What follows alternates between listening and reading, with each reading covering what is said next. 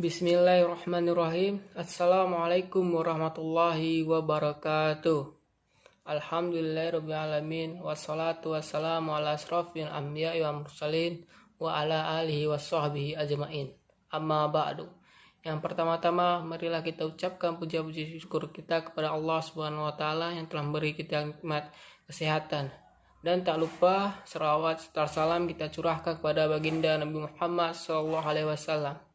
Perkenalkan, nama saya Muhammad Fadlan Rizky. Saya sebagai moderator dan sekaligus pembawa materi ketiga dan keempat.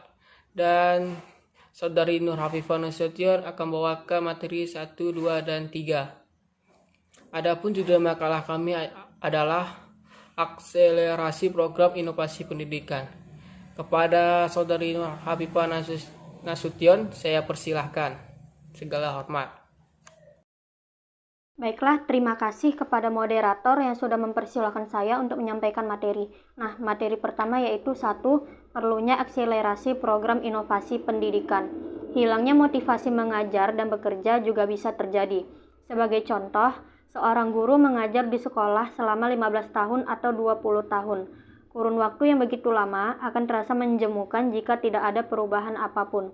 Mengajar tetap dengan metode klasik yaitu ceramah, sehingga tak ada perubahan pada lingkungan dan format pendidikan. Mengingat bahwa guru umumnya lebih lama berada di lembaga sekolah tertentu, seharusnya program pembaharuan dan inovasi segera dilaksanakan. Jika program ini baru dilaksanakan, berbagai pihak yang terkait dan terkena imbasnya akan berkompromi atau menolak terjadinya perubahan. Jika pemahaman serta difusi program-program semacam ini telah seluruhnya diterima oleh lingkungan, optimalisasi ini baru bisa dimulai. Materi kedua yaitu permasalahan dan sumber terjadinya inovasi pendidikan. Yang pertama, permasalahan dalam pendidikan. Menurut Nurul Juriyah, masalah adalah kesenjangan yang ideal dengan yang kenyataannya, yaitu kesenjangan antara yang seharusnya menjadi harapan dengan yang ada di lapangan. Nah, yang kedua, sumber-sumber terjadinya inovasi pendidikan. Menurut Drucker, beberapa sumber terjadinya perubahan adalah yang pertama, kondisi yang tidak diharapkan. Yang kedua, munculnya ketidakwajaran. Yang ketiga, kebutuhan yang muncul dalam proses. Yang keempat, perubahan dalam struktur industri pasar. Yang kelima, kondisi demografis. Yang keenam, perubahan persepsi, suasana, dan makna. Yang ketujuh, pengetahuan baru. Nah, untuk materi ketiga yaitu faktor-faktor pemercepat inovasi pendidikan. Yang pertama adalah faktor internal. Faktor internal meliputi yang pertama, motivasi diri, seperti ingin maju, berkembang, mencoba, dipuji, dan bersaing. Yang kedua, komitmen, yang merupakan wujud dari janji kebersamaan untuk mempercepat proses inovasi. Karena setiap orang yang terlibat di dalamnya merasa bertanggung jawab terhadap komitmen yang telah dibuat bersama. Nah, yang ketiga, tersedianya sumber daya manusia. Maksudnya sumber daya manusia yang baik. Sebagai contoh, sekelompok orang yang membawa dampak positif sehingga mampu membujuk pihak-pihak yang masih ragu dengan program inovasi. Nah, yang keempat, melanjutkan konsep. Artinya, di lingkungan sekolah yang belum ada konsep, setelah itu sudah ada konsep untuk diwujudkan. Lalu sudah ada konsep tetapi belum ada optimal sehingga perlu pengoptimalan. Nah, yang kelima adalah gaya kepemimpinan kepala sekolah. Selanjutnya untuk faktor kedua yaitu faktor eksternal. Faktor ini meliputi yang pertama, pujian.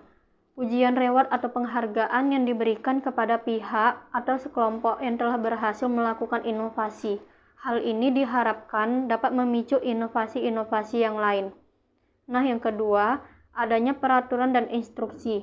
Dua hal ini dinyatakan oleh seorang ahli yang berkaitan dengan strategi paksaan terhadap sasaran perubahan untuk mencapai tujuan perubahan.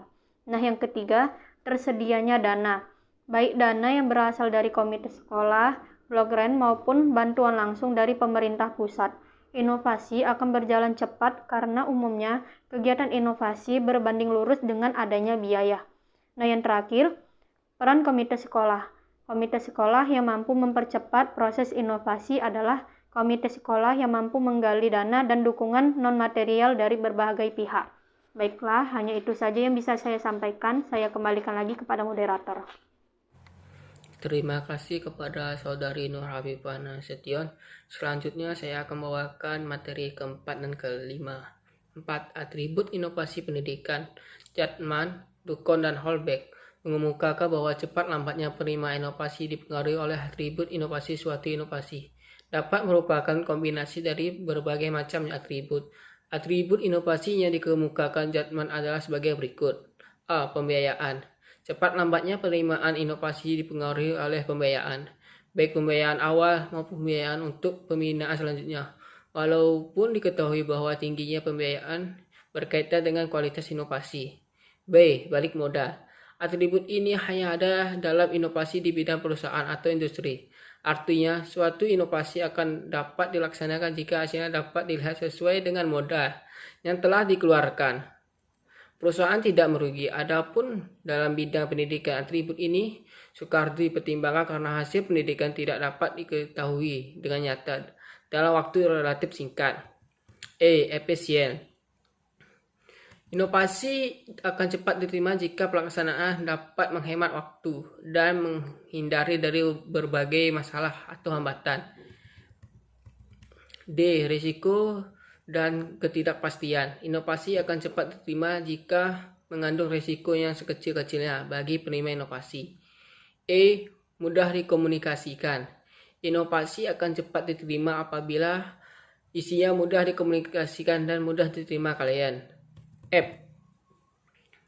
Kompatibilitas. Cepat lambatnya penerimaan inovasi bergantung pada kesesuaiannya dengan nilai-nilai warga masyarakat. G. Kompleksitas. Inovasi yang dapat mudah digunakan oleh penerima akan cepat tersebar dan dengan cepat. H. Status ilmiah. Inovasi yang mudah dimengerti dan digunakan oleh penerima akan cepat tersebar. Sedangkan inovasi yang sukar dimengerti atau sukar digunakan oleh penerima akan lambat proses penyebarannya. I. Kadar keaslian. Warga masyarakat dapat cepat menerima inovasi apabila dirasakan sebagai hal baru bagi mereka. J. Dapat dilihat kemanfaatannya.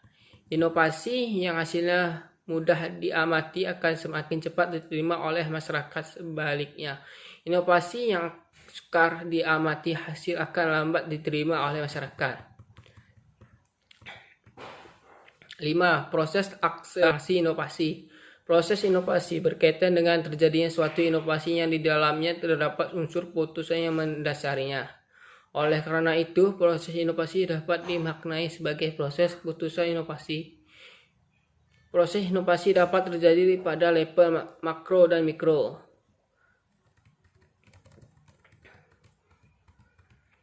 1. Inovasi di tingkat makro meliputi inovasi manajemen, yaitu inovasi dalam sistem pengelolaan pendidikan. Fungsi-fungsi manajemen dijalankan dengan baik. Inovasi organisasi, yaitu inovasi dalam tata kelola secara kelembagaan. Pengembangan setiap fungsi yang ada dalam struktur secara skematik. Inovasi 2. Inovasi di tingkat mikro meliputi inovasi dalam kerangka pengelolaan sekolah, bidang gerapan dalam sekolah atau kurikulum siswa, biaya, fasilitas, tenaga, dan sebagainya. 3. Inovasi harus berlangsung di dalam sekolah untuk memperoleh hasil yang terbaik dalam mendidik siswa. Ujung tombak keberhasilan pendidikan di sekolah adalah guru.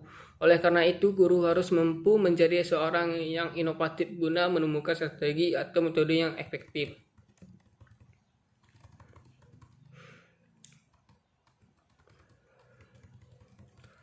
Empat, inovasi yang dilakukan guru pada intinya berada dalam tatanan pembelajaran yang dilakukan di kelas. Kunci utama yang harus dipegang guru adalah setiap proses atau produk inovatif yang dilakukan dihasilkan harus mengacu pada kepentingan siswa. Hanya ini yang bisa kami sampaikan.